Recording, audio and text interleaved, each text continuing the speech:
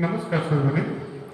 આજના પ્રેઝન્ટેશન માટે વ્યાખ્યાતા હું ઇન્ટ્રોડક્શન આપું તો જેઓ હિન્દી ડિપાર્ટમેન્ટમાં કોન્ટ્રાક્ચ્યુઅલ વ્યાખ્યાતા તરીકે કાર્યરત છે એવા મિસ કિરણબેન ઓડેદરા, જેઓ આજે આપણને શોર્ટ ટર્મ કોર્સ અને સર્જનાત્મક અભિવ્યક્તિ ધારા વિશે પ્રેઝન્ટેશન દ્વારા માહિતગાર કરશે. તો હું અહીંયા સ્ટેજ પર આમંત્રિત કરું છું miss Kiranben Odedara. Thank you.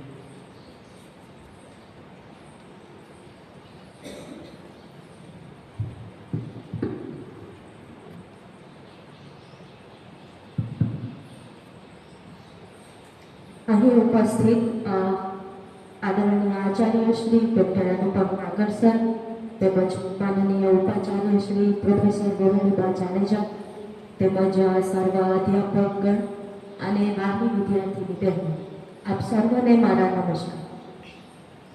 આજનો મારો પીપીટીનો વિષય, જેમ અર્ફાતભાઈએ કીધું એમ જ, કે સર્જનાત્મક અભિવ્યક્તિ ધારા અને એસટીસી દ્વારા ચાલતો એક હિન્દી વ્યાકરણનો કોર્સ. હું મારા પીપીટીનો વિષય છે આજનો.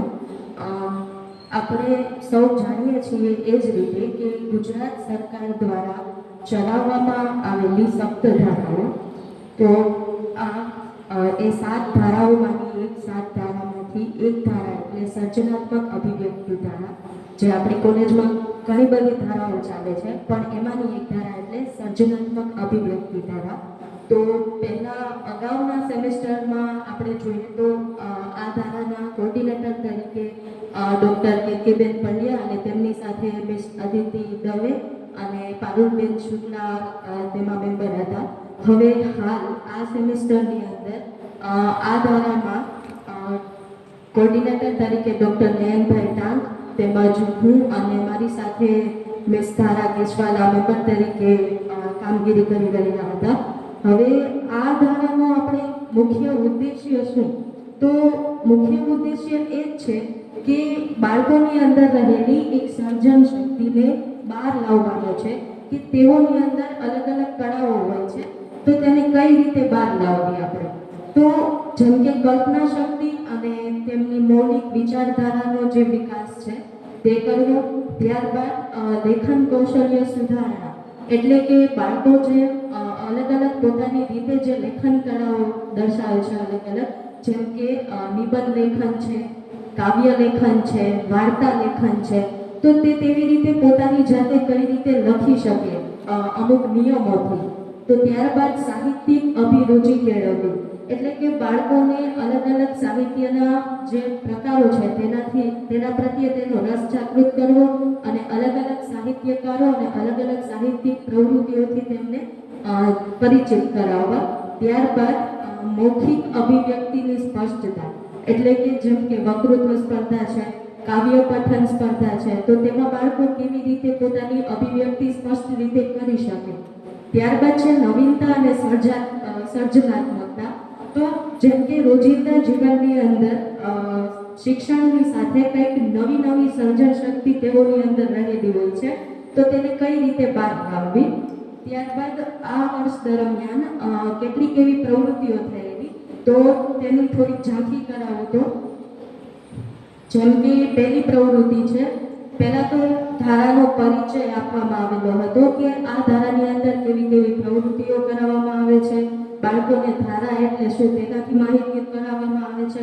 અને પ્રથમ જે સ્પર્ધા હતી કે સ્વરચિત કાવ્ય લેખન સ્પર્ધા, તો તેમાં વિદ્યાર્થીઓએ ભાગ લીધેલો હતો, કેટલી બધી બહેનોએ, અને તેઓને અલગ અલગ કાવ્યાત્મક સર્જન શક્તિ કરેલી હતી.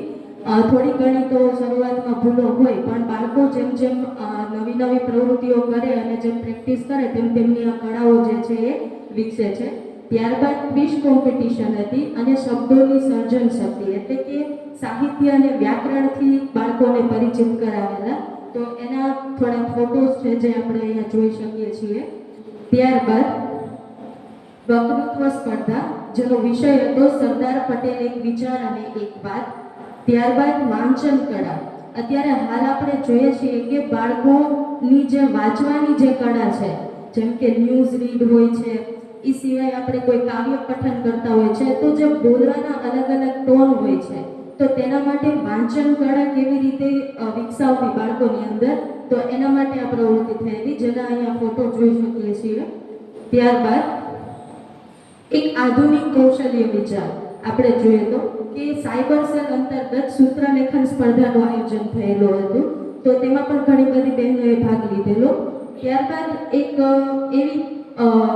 એવો લેક્ચર કે ઇન્ટરવ્યુ સ્કિલ, કે બાળકો ક્યાંય ભણે અને પછી ક્યાંય આગળ જાય છે ભવિષ્યની અંદર, તો કેવી રીતે ક્યાંય નોકરી માટે જાય છે અને કેવી રીતે તેને ત્યાં જઈ અને ઇન્ટરવ્યુ આપવું અને પોતાની જે અલગ પર્સનાલિટી છે તે કેવી રીતે બહાર લાવવી, તો એના માટે એક એવો લેક્ચર કે ઇન્ટરવ્યુ સ્કિલ આપવામાં આવેલી હતી. તો તેના પણ આપણે અહીંયા ફોટો જોઈએ છીએ. આ છે સૂત્રલેખન વાળા અને આ ઇન્ટરવ્યુ સ્કિલ વાળું.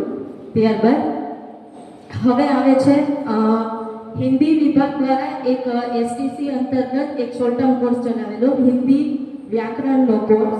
તો આ વ્યાકરણ કોર્સનો ઉદ્દેશ્ય એવો જ રહેલો હતો કે જે બાળકો જે છે એ આજકાલ જે ભાષાઓ પ્રત્યે સજાગ બને, કે ભાષાકીય ભૂલો છે એને ટાળવી કઈ રીતે, અને જે અલગ અલગ ભાષાઓ જે છે એને કઈ રીતે લખવી, કઈ રીતે વાંચવી, અને એમાં જે લખાણમાં જે અલગ અલગ જે ભાષાકીય ભૂલો થતી હોય છે તેને ટાળવી, અને વર્તમાન સમયમાં જે ભાષાનું મહત્વ છે એ પણ વધારવું.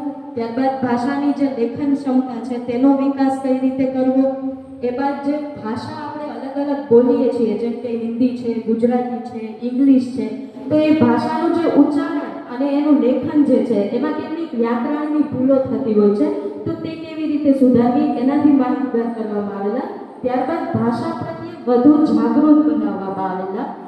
આ વ્યાકરણ કોર્સની અંદર આ વ્યાકરણનો જે કોર્સ છે એ 1 મહિના માટે ચાલેલો હતો. તો તેની હું તમને થોડી ઝાંખી કરાવું તો કે આ શિક્ષણ કાર્યનો પ્રારંભ જે છે એ વ્યાકરણ કોર્સનો ઉદ્ઘાટન સમારોહ હતો. તો અહીંયા તેના ફોટોસ છે. ત્યારબાદ જે 1 મહિના અંતર્ગત જે અલગ અલગ ક્લાસ લેવામાં આવેલા હતા, તો એ વર્ગખંડના પણ અમુક ફોટોસ છે અહીંયા. ત્યારબાદ જ્યારે આ કોર્સ જે છે એ મહિનાની અંતે જ્યારે આ કોર્સ પૂરો થયો ત્યારે બાળકોની એક લેખિત પરીક્ષા લેવામાં આવેલી, એક લેખિત કસોટી, અને બાળકો તેમાં સારા માર્ક્સ સાથે ઉત્તીર્ણ થયા અને સારા ગ્રેડ પણ પ્રાપ્ત કરેલા. તો આ બાળકો જે છે એની જ્યારે પરીક્ષાઓ લેવાઈ ગઈ અને બાળકો જે છે એ સારા માર્ક્સ અને સારા ગ્રેડ સાથે ઉત્તીર્ણ થયા, એ બાળકોને સર્ટિફિકેટથી પણ એને સન્માનિત કરવામાં આવેલા હતા. તો આ હતું સર્જનાત્મક ધારા અને એસટીસી અંતર્ગત ચાલતો હિન્દી વ્યાકરણનો કોર્સ. તો આપ સૌએ મને ખૂબ શાંતિપૂર્વક સાંભળીએ બદલ આપ સર્વેનો ખૂબ ખૂબ આભાર. ધન્યવાદ. અસ્તુ. Thank you so much Kiran madam, આપે ખૂબ સુંદર રીતે જણાવટ કરી અને ટૂંકમાં વધારે સમય લીધા વગર બહુ સુંદર વાતો કરી. આપનો ખૂબ ખૂબ આભાર, અને એ સાથે સાથે આપ સૌનો પણ ખૂબ ખૂબ આભાર કે આપ અહીં સુંદર રીતે બિરાજી રહ્યા છો અને આપ સૌએ એમને શાંતિથી સાંભળ્યા.